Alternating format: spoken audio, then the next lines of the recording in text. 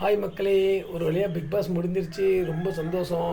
நல்ல கர கர கர கர கர கர இழுத்துட்டு கிடந்த பிக் பாஸ் முடிஞ்சு போச்சு. விடுங்க, நல்ல வேலை. எங்கள் வீட்டில் வேறு டெய்லி சாப்பாடு வைக்காமல் எங்கள் அம்மா பிக் பாஸே பார்த்துட்ருக்கோம். இனிமேல் நல்லபடியாக நைட் நல்லா சாப்பிட்லாம். இந்த பிக் பாஸில் இந்த அவார்டு கொடுத்தது பார்த்தீங்களா? அந்த அவார்டு எத்தனை பேருக்கு திவ்யாவுக்கு கொடுத்தது நியாயமாக தெரிஞ்சது? நீங்களே சொல்லுங்கள். எனக்கெலாம் அது நியாயமாக தெரில. அதுக்கப்புறம் கம்ருதினியும் பார்வதியும் கூப்பிட்டாங்க.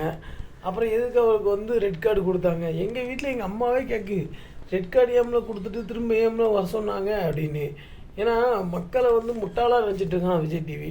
இப்படி தான் ஃபஸ்ட்டு ரொம்ப இந்த சிடபிள்யூசியை பண்ணான். அதுக்கப்புறம் அதில் கொஞ்ச நாள் சேனல் சோழி முடிஞ்சது. பிக் பாஸை வச்சு கொஞ்சம் ஓட்டிகிட்ருக்கு. இப்போ இதையும் இப்படி பண்ணுவான். இதுவும் சோழி முடிய போகுது. சரி, சீக்கிரத்தில் விஜய் டிவி சோழி முடிகிறத நம்ம எல்லாம் கண்கூடாக பார்க்க போகிறோம். அவ்வளோதான். அதுக்கு மேலே வேறு ஒன்றும் சொல்கிறதுக்கு இல்லை.